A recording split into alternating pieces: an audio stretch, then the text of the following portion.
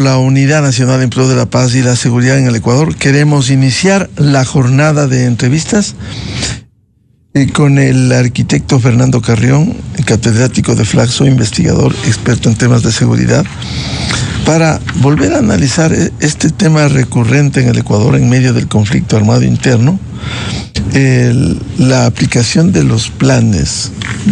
Hay acciones aisladas como la fuga de un jefe de una banda de la penitenciaría del Litoral, debilidad en los controles, y aquí ya no solo del sistema penitenciario, que ha sido absolutamente un fracaso, sino también con la cobertura de militares, policías y guías penitenciarios.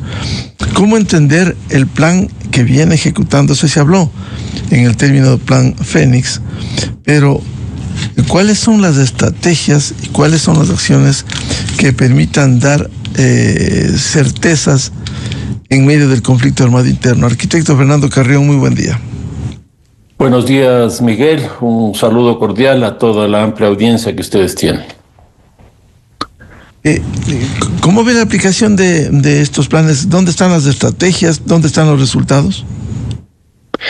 Bueno, si uno hace una comparación de lo que el candidato Noboa ofreció en la campaña del 2023 en términos del Plan Fénix con lo que ahora se define como Plan Fénix, pues no hay una relación estrecha, porque lo que se ofreció era básicamente el manejo de la tecnología, el uso de cascos, chalecos, etcétera. Y hoy día estamos con otra cosa. La impresión que yo tengo es que no existe un plan, pero sí existe una estrategia. Y esa estrategia es básicamente de orden de lo que se conoce con el nombre de mano dura, que es lo que se definió el 9 de enero del año pasado del conflicto armado interno, es decir, la guerra, donde toma prioridad las Fuerzas Armadas en todo el proceso y de alguna manera la policía termina siendo subordinada. Y claro, yo creo que eso es lo que ha predominado, no veo otra cosa distinta y los resultados no han sido totalmente favorables. Ahora, uno no tenía que entender cómo dentro de un plan funciona un bloque de seguridad, que ahora ha sido el que predomina en las acciones, un bloque de seguridad combinado entre Fuerzas Armadas y Policía Nacional. ¿Cómo entender esto? Bloque de seguridad no es otra cosa más que el trabajo conjunto entre policía y Fuerzas Armadas, que eso es una cosa relativamente nueva, pero que sigue en la misma línea o la misma estrategia esta de la mano dura o super mano dura, si se quiere. Y lo que nosotros tenemos durante el periodo de la guerra, del conflicto armado interno, los resultados no son buenos. ¿Por qué? Porque en el año 2023, cuando el presidente asume la presidencia por primera vez, la tasa de homicidios era de 45 homicidios por 100.000 habitantes. Y luego, cuando asume por la segunda ocasión, el 24 de mayo de este año, pues la tasa está ya sobre 55 homicidios por 100.000 habitantes. En otras palabras, claramente los resultados no son objetivos. Lo que sí se observó en los 2 primeros meses de la aplicación de esta política fue una caída en enero, febrero, y en marzo empieza a recuperarse nuevamente la tasa de homicidios, y en octubre del año pasado se dispara este hecho con la crisis eléctrica, con la crisis de la energía eléctrica, más yo creo que el agotamiento de la propuesta con incluso el juicio político que se le sigue a la ministra Palencia, que finalmente ella gana porque no es destituida. Pero aquí viene la cosa principal, creo yo. Hay una recomposición de los grupos criminales en términos de que se produce una especie de fragmentación interna y los grupos criminales empiezan a tener ya vínculos muy estrechos desde el Ecuador hacia afuera, básicamente hacia el sur del continente, hacia Perú y hacia Chile, lo cual implica ya tener un vínculo mucho más estrecho con el Perú en términos del área de producción, porque hasta ese momento nosotros habíamos tenido más bien una articulación con los grupos colombianos y la producción de cocaína colombiana, pero es a partir del año pasado que esto se fortalece mucho más con la producción de cocaína del sur, con la producción de cocaína del Perú. Uno de los problemas y debilidades, arquitecto Carrión, es la situación de penetración de la corrupción en ciertos estamentos, tanto de Fuerzas Armadas cuanto de la Policía Nacional, con un marco jurídico en donde a veces son sancionados los uniformados y por decisiones de jueces o decisiones administrativas simplemente son devueltos a la institución. ¿Cómo depurar? Vemos el último caso, la fuga del jefe de la banda de los Águilas, Fede. ¿Habría ahí complicidad, que es lo que se sospecha, cuando están detenidos 19 militares? Lo que es claro es que hay un fortalecimiento de las estructuras criminales, un poco en los términos de lo que yo señalaba hace un momento, y eso hace que no solo tenga un peso significativo en el mercado, en la economía, en el sector empresarial privado, etcétera, porque ahí de los datos que yo tengo, más o menos se maneja 4.000 millones de dólares en el tema del narcotráfico y 1.500 en la minería ilegal. Es decir, estamos hablando de más de 5 puntos del Producto Interno Bruto. Es una cantidad muy, muy alta. Ahora, ¿qué es lo que ocurre? De estudios, no se han hecho esos aquí en el Ecuador ni en América Latina, pero de lo que yo conozco en Italia, lo que se estima es que del monto del negocio, más o menos se destina el 25% para la reproducción del ilícito. Si son 5.000 millones, para poner una cifra un poco más fácil para el análisis, estamos hablando más o menos de 1.500 millones de dólares que estarían destinados básicamente a la reproducción del ilícito. ¿Qué significa reproducción del ilícito?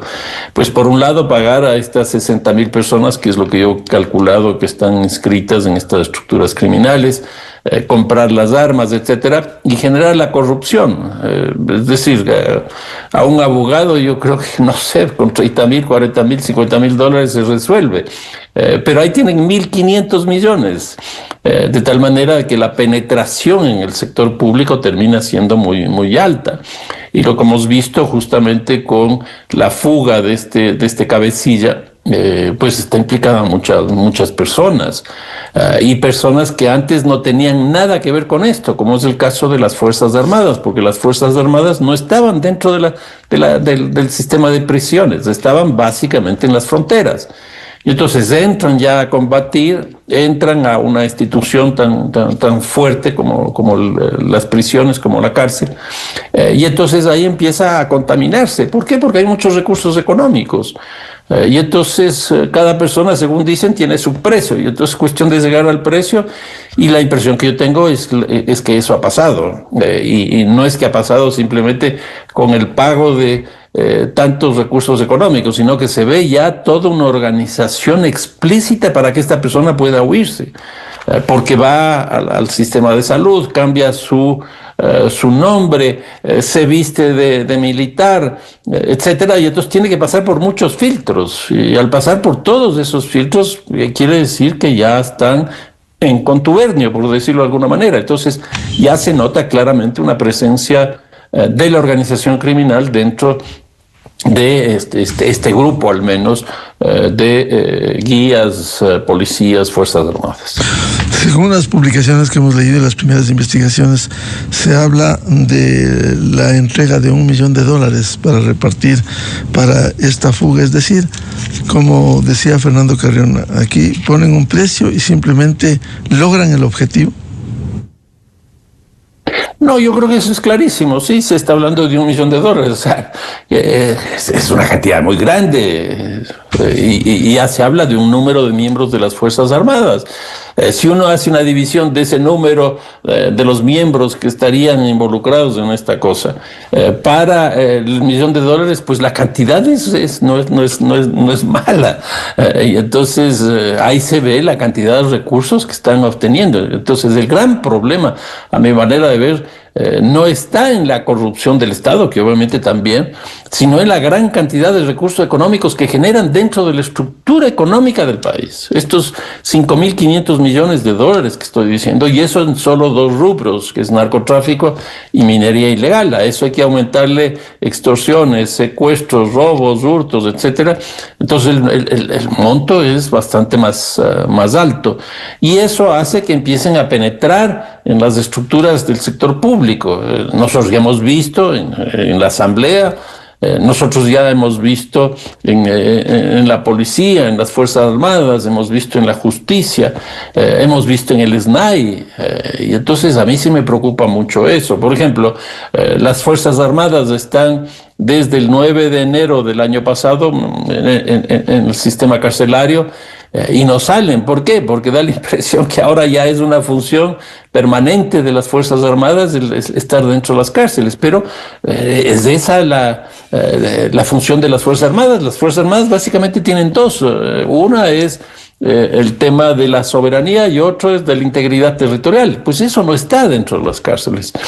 Y entonces tiene que aprender sin generar una doctrina, tiene que tener una logística. Esos cambios son muy difíciles. Cuando yo creo que durante el tiempo que ha estado las Fuerzas Armadas, lo lógico habría sido tener una discusión respecto de cuál es el marco institucional de manejo de la cárcel.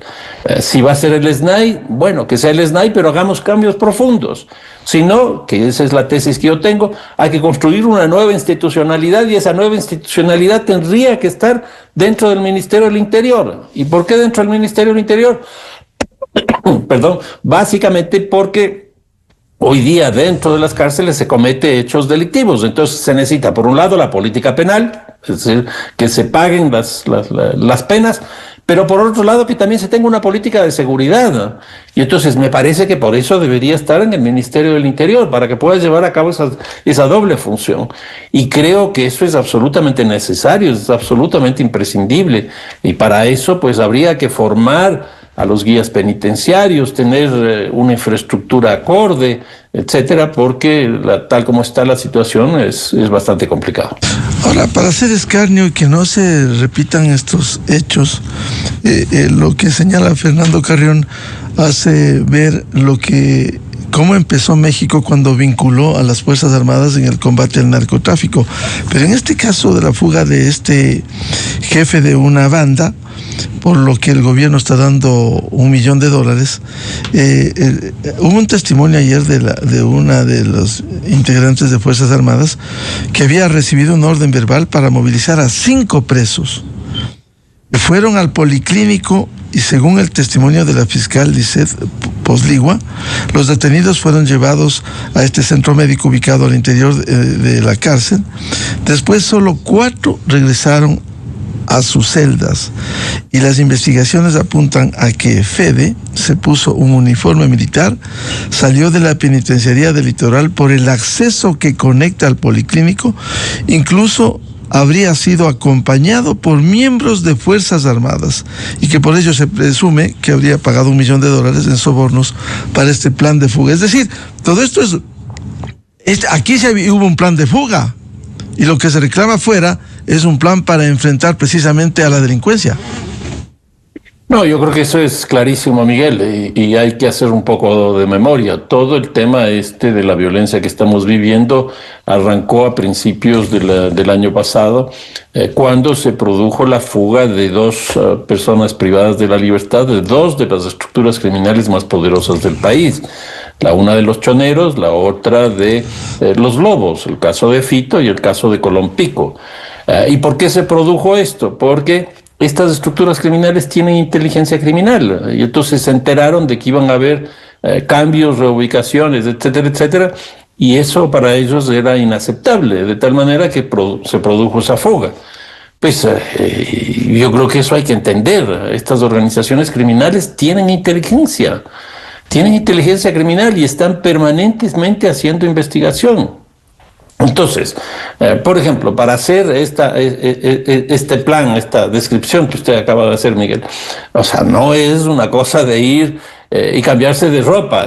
O sea, que hay una cosa muy concebida, con anticipación, con gente que se reunió, vamos a hacer esto, punto 1, 2, 3, y vamos a pagar tanto.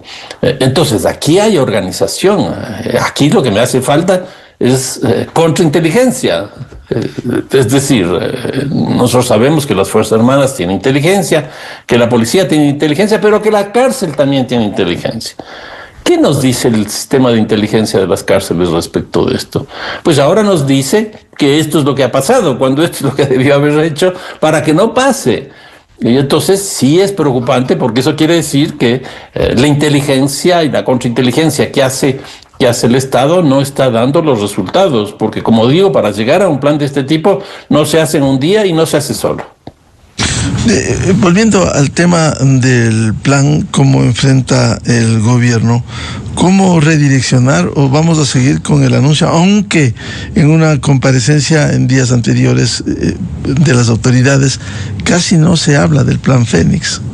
Pero no, entonces... yo creo que ha ido desapareciendo la mención del plan Fénix, y más bien ha ido tomando fuerza toda esta cosa militar. A mí lo que me parecía y me sigue pareciendo es que el gobierno lo que debería hacer es una evaluación de los resultados obtenidos en este año y un poco más, para ver por dónde se tuvo buenos resultados, por dónde no se tiene buenos resultados. Porque, por ejemplo, ahí mismo está inscrita toda esta cosa de la cooperación internacional, que a mí me parece necesaria. Pero, por ejemplo, el caso de las bases militares.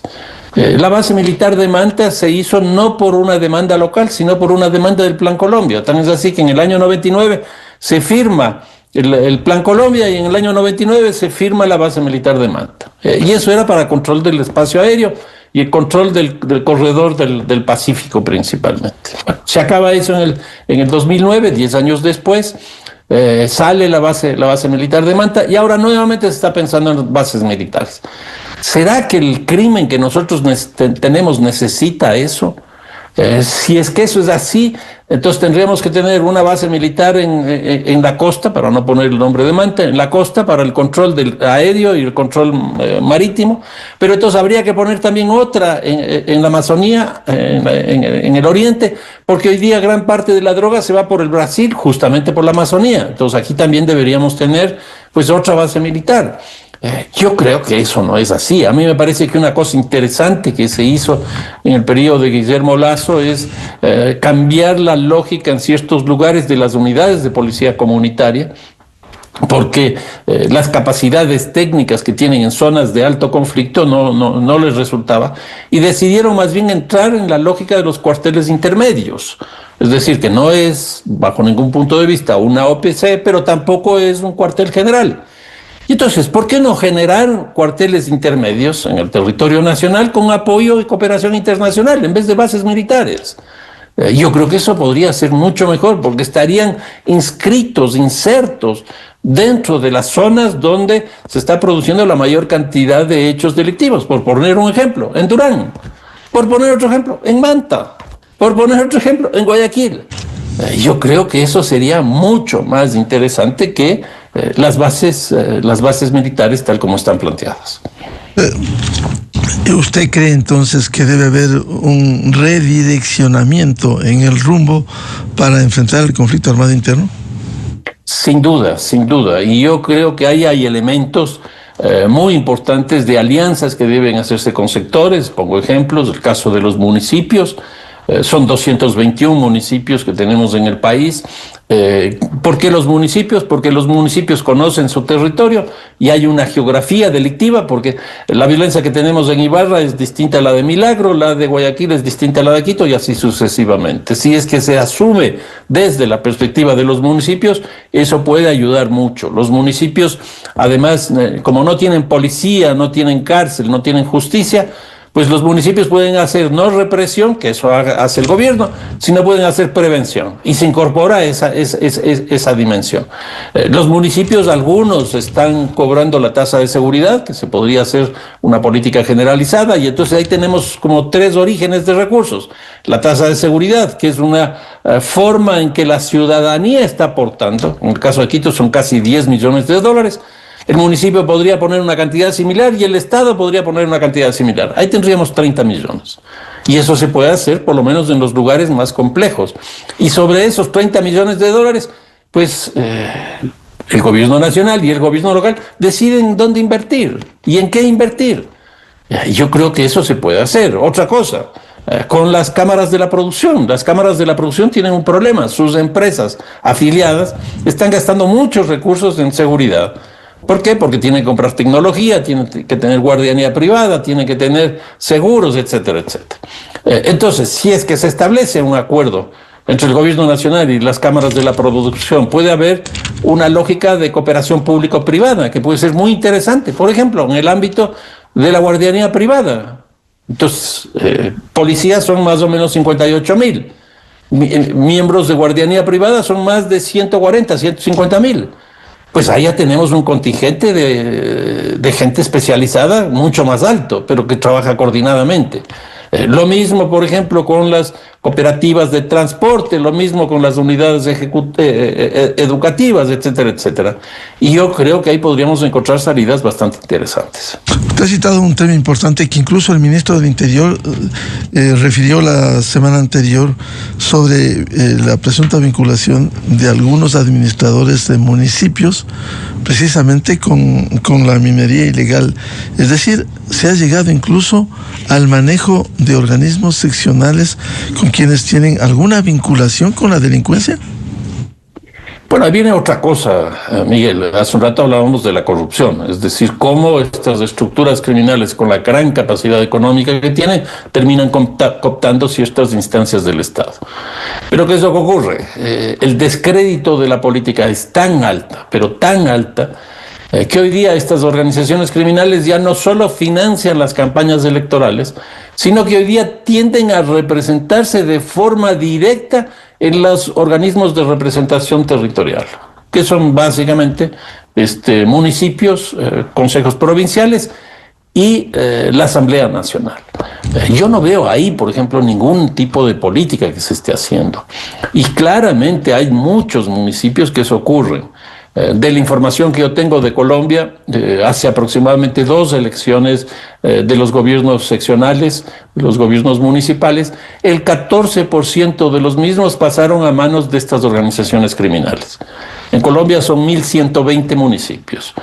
Si es el 14%, estamos hablando de 150, 160 municipios. En el caso del Ecuador, para que no sea tan complicado el cálculo, no los 14%, sino el 10%. Eso significa más o menos 225, 30 municipios, que son los municipios que tienen las tasas de homicidios más altas. Y en muchos de esos casos hay concejales, hay alcaldes, hay funcionarios, etcétera, que han tenido problemas con la justicia y que en muchos casos también han sido asesinados. Entonces, yo creo que aquí también se requiere una política explícita en términos territoriales y en términos de la incorporación a los partidos políticos. ¿Cómo es posible que los partidos políticos no estén informados de todo esto y sean también cooptados por parte de estas estructuras criminales que finalmente lo que hacen es incorporar a esta gente porque seguramente les da recursos o tienen conocimiento en sus electores, pero después pues toman un segmento del Estado y empiezan a ejercer las políticas que a ellos les convienen. Vuelvo a un tema de fondo de lo que hemos hablado en otras ocasiones, arquitecto Carrión. ¿En qué queda el establecimiento de una política criminal a sabiendas de que está en la ley y no se ha podido desarrollar, por ejemplo, el Consejo de Política Criminal? No, yo creo que esos son los temas de fondo. ¿Por qué? Porque simplemente lo que se está poniendo como elementos centrales del accionar de la policía y de las Fuerzas Armadas. Y entonces, al poner prioridad en eso, pues hay otros elementos que quedan por fuera. Y es justamente lo que usted está diciendo, Miguel. Eso es clarísimo, eso es evidente. Entonces, hay que ir hacia la lógica de una política integral, no en la definición, no en el nombre, no en el marketing, sino en la realidad. Y por política integral, por ejemplo, es una política que tenga que ver con la economía, con la sociedad, con el Estado. Política integral tiene que ver también con la incorporación de todos los territorios. Política integral también tiene que ver vincularse con los municipios, con las cámaras, con los municipios, etcétera. Entonces, hacer una política de ese tipo es lo que este rato el país está requiriendo. Bueno, y en el tema de los controles y las supervisiones, por este hecho que ha ocurrido con la fuga de este jefe de una banda, ¿en qué quedan esos controles y supervisiones? Lo que hace el gobierno posteriormente es ofrecer recompensas, $1 millón para quien dé información, ¿no? Vivo o muerto de este jefe de banda, pero ¿por qué no se toman las previsiones antes en lugar de llegar a este anuncio posterior a los hechos? No, es clarísimo, y además una cosa adicional. La delación premiada, pues en los últimos casos que se han difundido públicamente, pues no han dado resultados. Por ejemplo, el caso de Fernando Villavicencio. Se ofreció $5 millones. Pues y hasta ahora no tenemos resultados. Esa es una política que se está implementando. Ahora se acaba de fugar este cabecilla. Dicen que él ha pagado $1 millón y se está ofreciendo $1 millón como recompensa. Pues ojalá funcione. Y antes sí teníamos una política explícita frente a eso. Ahora me da la impresión es que aparece un caso más o menos sonado y ahí sale esta cuestión del pago de información. Pero yo creo que eso tiene que ser una política general. Y para estos casos, Ahora, pagar $1 millón para una persona de este tipo quiere decir que este cabecilla es muy importante.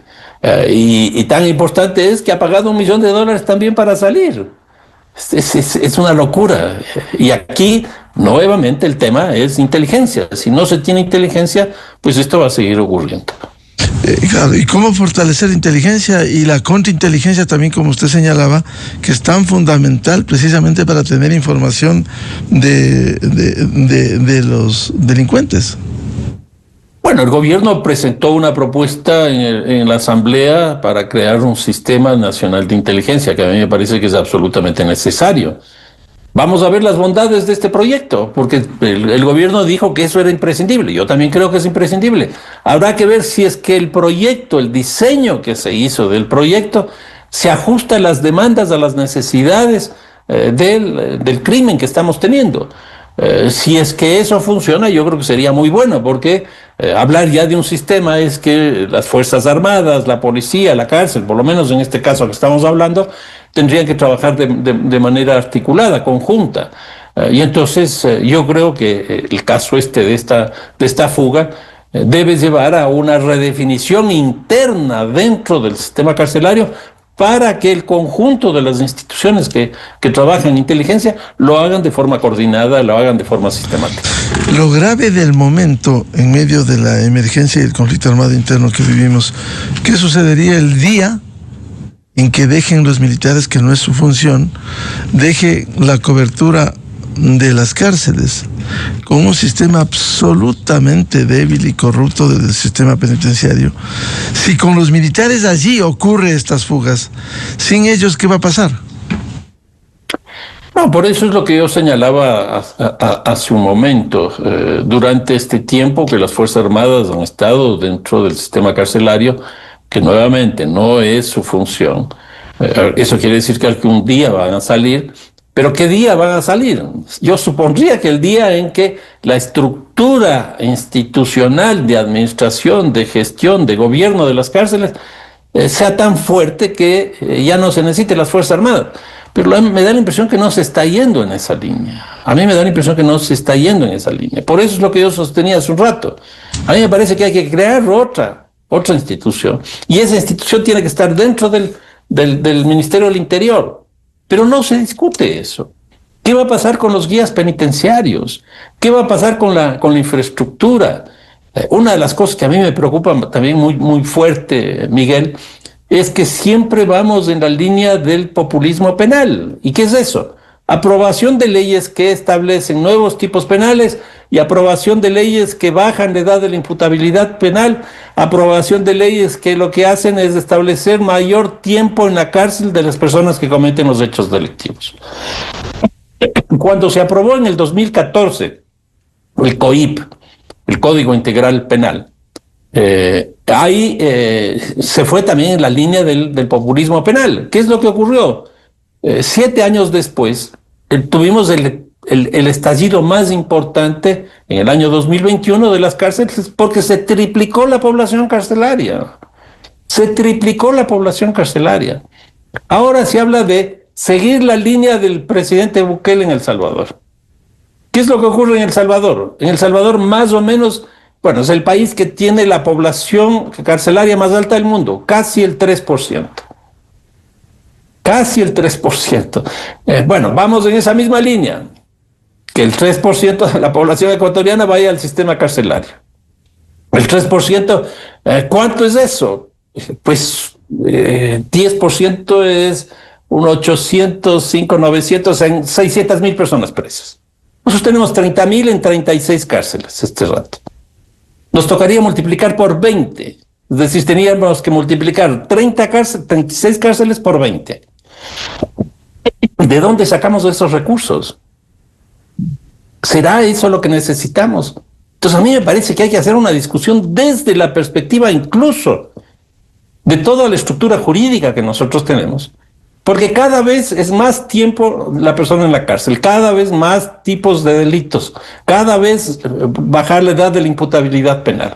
Y todo esto, ¿qué es lo que ocurre? Termina en la cárcel. Acabo de terminar un cuadro muy interesante en términos de los presupuestos, básicamente del sistema penal, que son 3 instituciones, que es la cárcel, la policía y la justicia. ¿Qué institución que menos recursos recibe de las 3? Es justamente la cárcel. ¿Cómo se va a poder hacer una cosa de ese tipo? Imposible. ¿Y cómo fortalecer el sistema de seguridad pública que tanto se ha hablado? Porque han pasado los gobiernos, se toman algunas acciones, pero no hay una política de Estado que mantenga más allá de las administraciones de turno. No, yo creo que eso es lo que hay que hacer y para eso me parece que hay que generar consensos, acuerdos. Para llegar a consensos y acuerdos hay que tener claro alrededor de qué temas. Toda política pública, Miguel, tiene que responder a 3 preguntas. ¿Quién? Entonces, ¿quién hace la política? Por ejemplo, en la cárcel, ¿quién es el SNAI? ¿Qué institución va a manejar eso? ¿Qué? ¿Cuál es la política que vamos a llevar a cabo en el sistema carcelario? ¿Y cómo? ¿Vamos a tener recursos? ¿No vamos a tener recursos? ¿Vamos a hacer acuerdos? ¿No vamos a hacer acuerdos? Si nosotros no tenemos resueltas esas 3 preguntas, que son quién, qué y cómo, difícilmente vamos a llevar a cabo la resolución del problema carcelario en el país, que a mí me parece que es fundamental. Ahora, a estos problemas puntuales que ha señalado Fernando Carrión, se añade el de que no acompaña a la justicia. Hay jueces que con facilidad liberan. El caso de Fede mismo había sido liberado antes, fue tomado preso a comienzos de este año de nuevo. Es decir, la justicia tampoco acompaña en estas acciones. No, eso es clarísimo, es lo que hablábamos hace un rato. Es decir, no es la justicia, no es las Fuerzas Armadas, es la cantidad de recursos económicos que maneja esta gente. Es decir, ya hablábamos de $1,500 millones. Es decir, a un juez yo resuelvo eso con $50,000, con $100,000, y tengo 1,500 millones. Entonces, en la medida en que nosotros no resolvamos la parte económica, no resolvamos el problema del mercado, no resolvamos el problema de las empresas, no resolvamos estos 5,500 millones de dólares que estaba diciendo hace un momento, que son legales, porque el lavado es una forma de legalizar esos recursos, pues vamos a seguir teniendo toda esta presencia. Y mientras tanto, ¿cómo enfrentar estos hechos que lo que hacen es simplemente demostrar lo que seguimos viviendo? Por ejemplo, la depuración en Fuerzas Armadas y Policía. Por un lado... Eso hay que seguir haciendo. Ahora, lo que ocurre es que cada vez que uno pone mayores problemas a la justicia, mayores problemas a la policía, a las Fuerzas Armadas, etcétera, pues va subiendo simplemente el costo de ese, entre comillas, servicio. Porque eso es lo que pasa. Mientras tengamos esa cantidad de recursos económicos, pues eso va a ocurrir. Nosotros en este tiempo hemos aprobado estas leyes económicas urgentes, pero ninguna ha ido hacia la economía. Por ahí quizás dos. Una, por ejemplo, el tema de venta de vehículos, y otro, lo de los clubes de fútbol. Pero, a ver, Miguel, en el caso de los equipos de fútbol, usted conoce, yo sigo el fútbol, el presupuesto total de los 16 equipos en el Ecuador de fútbol son más o menos 150, 160 millones de dólares. Que la tercera parte de eso sea lavado, pues eso no afecta en nada. Pero que se ha intentado hacer algo respecto de eso, de acuerdo. El caso de los vehículos, exactamente lo mismo, con el pago de impuestos.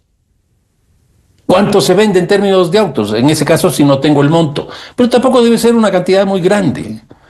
Entonces, ¿dónde está, de lo que yo conozco, dónde está el lavado? Básicamente en el sector turismo. ¿Qué se hace frente al sector turismo? Nada. Está en el sector inmobiliario. ¿Qué se hace en el sector inmobiliario? Nada. En el sector comercio, en el sector financiero, en las monedas electrónicas. Entonces, en la medida en que nosotros no tengamos no se regule esos mercados, pues va a seguir ocurriendo este incremento, pero impresionante, de los recursos económicos. Y Miguel, yo estoy hablando de 4.000 millones. El propio presidente de la República habló de 30.000 millones. Y el embajador de Italia habló del 30% del PIB. Que yo no creo que esas cifras sean ciertas, pero que son montos impresionantes. Si nosotros no tenemos política económica, si no tenemos una forma de regular esos mercados, por ejemplo, ¿qué hacer con el mercado de la minería ilegal? O sea, es impresionante. Están en 18 de las 24 provincias del territorio ecuatoriano hay minería ilegal. Y hay, como usted mismo señalaba hace un momento, hay un vínculo con municipios, con consejos provinciales, etcétera, etcétera. Entonces, son aparatos poderosos, ¿no? Incluso en el tema de minería ilegal se exporta. En el caso de droga, se decomisa la droga, la cocaína. Pero en el caso de la minería ilegal, se han creado empresas fantasmas que exportan legalmente, entre comillas, el oro, porque eso no es un impedimento el vender el oro. Y ya tuvimos lo que tuvimos hace poco en Sucumbíos, y ahí se ve muy claramente que la minería ilegal, exactamente igual que el narcotráfico, tiene vínculos internacionales. Esa droga ese oro estaba saliendo por Colombia, y había una articulación de los grupos estos de frontera colombianos con los lugares donde se producía el oro en el Ecuador. Ya se descubrió también que ahí había infiltración de información. ¿Por qué? Porque todos los grupos criminales tienen inteligencia criminal.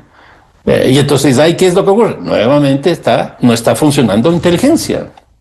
Yo creo que todas esas cosas tienen que ser revisadas, tienen que ser evaluadas, tienen que ser obviamente corregidas. Bueno, cuando se habla de inteligencia, ¿cuánto va a contribuir la ley de inteligencia nacional? ¿Ya está vigente? ¿O la ley de solidaridad nacional que pretende desbaratar a las economías criminales? No, yo veo que no mucho. Yo veo que no mucho porque básicamente entra con esta lógica de ley económica urgente para que el procesamiento sea lo más rápido posible. Y eso está bien. Y está haciendo casi una por mes, o sea, porque tiene que aprobarse en 30 días. Si no se aprueba en 30 días, simplemente se aprueba porque no ha sido discutida dentro de la Asamblea. Pero me parece que los contenidos no están yendo hacia los nodos fundamentales de la problemática. Lo que decía en términos económicos, que frente al turismo, frente al sector inmobiliario, frente al financiero, frente al comercial, frente a la moneda electrónica, etcétera. Yo no veo nada ahí, o veo muy poco. En el caso de inteligencia es más cómo captar la información, incluso por fuera de derechos humanos, porque ahora nuevamente ha entrado esa discusión que hay en El Salvador, que es muy fuerte, que quién tiene más derechos humanos, la persona que mata o la persona, la víctima o el victimario. que yo no sé, es decir, a dónde nos va a llevar una cosa de ese tipo. El otro día le leí a Simón Espinosa un artículo muy interesante respecto de eso y que me parece que se debería también revisar ese contenido. Claro, el caso de El Salvador, prácticamente hay partes de la ley de inteligencia que ha sido tomado del Salvador, pero allí está lo que sucede en ese país centroamericano, donde, por ejemplo, se hacen allanamientos sin orden de juez competente. Es decir, aquí ya hay una polémica, incluso demandas de inconstitucionalidad. No, exactamente, porque es básicamente cómo captar la información. Es decir, puedo meterme en cualquier casa, puedo meterme al internet, puedo meterme al teléfono, etcétera, ya sin que haya una autorización judicial, sino simplemente lo hago. El manejo de los recursos económicos exactamente igual, sin que haya ningún control. Entonces me parece que irse por ese lado cuando el problema de inteligencia es otro. Es esto que estamos viendo, lo de la minería ilegal en la zona de frontera con Colombia, el tema de este que se acaba de escapar de la cárcel, cómo se hizo. Es decir, ahí hay un problema de teléfonos, etcétera. Pues yo creo que hay un problema clarísimo de ineficiencia en términos de captar la información. Bueno, y seguimos discutiendo cuándo se ponen inhibidores, cuándo se controla mejor el ingreso y la salida de las cárceles. Seguimos en este círculo vicioso, arquitecto Carrión. Eso más, porque esta es una discusión que tenemos desde hace muchísimo tiempo y una discusión relativamente parecida también al uso de la tecnología en los puertos, que también es una discusión eterna. Y se aprueba, pero no se puede hacer. Entonces, ahí hay problemas mucho más complejos. Y claro, uno se va con este tipo de decisiones, este tipo de acciones por parte de la Asamblea, que yo creo que es una cosa interesante. La Asamblea le ha aprobado todo al presidente Noboa, todo, Miguel. Desde el año pasado, incluso con una fuerza de oposición bastante fuerte, le aprobó absolutamente todo. En algunos casos probablemente no en las condiciones que quería, pero ha sido aprobado. Y ahora, desde el 24 de mayo para acá, pues ha sido aprobado absolutamente todo. En otras palabras, ya la responsabilidad no está en la producción legislativa.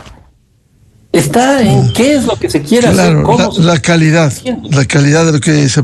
Para concluir este diálogo ilustrativo, arquitecto Carrión, finalmente, ¿quién está planificando la seguridad de este momento? La verdad es que no sé. A mí me parece que en la época de Palencia había mucho más presencia incluso de ella en términos de la opinión pública, en términos de buscar puentes, etcétera, y hoy día yo creo que no hay eso, y como que se ha encerrado mucho en esta relación entre las Fuerzas Armadas y la policía y la presencia de otras instituciones que se busca que puedan incorporarse, pues finalmente no está ocurriendo. A mí me parece que sí sería muy bueno hacer una evaluación, y no solo al interior del gobierno, sino que el gobierno mismo invite a otras personas para ver qué es lo que se ha hecho bien, qué es lo que se ha hecho mal, qué correctivos se pueden hacer, por dónde está faltando, cosas de ese tipo que incluso pues hoy día hemos tenido la suerte de conversar con ustedes. Bien, muchas gracias al arquitecto Fernando Carrión, investigador catedrático de Flaxo, experto en temas de seguridad. Muy amable, Fernando. Un abrazo, Miguel, muchísimas gracias. Muy amable. 7:26 en el territorio continental ecuatoriano. Vamos a una pausa y volvemos con la asambleísta Diana Jacome, presidenta de la Comisión de Transparencia, Participación Ciudadana y Control Social, para hablar sobre temas de interés como la fiscalización a la empresa Progen y las leyes enviadas y aprobadas en la Asamblea Nacional por envío del presidente Noboa. Desde 1984 con Gonzalo Rosero. La revista de opinión Democracia. Siempre líderes, siempre confiables. Enseguida regresa Miguel Rivadeneira a la búsqueda de la verdad. Inicio de espacio promocional y publicitario. ¿Te imaginas pasar horas cada día buscando agua potable?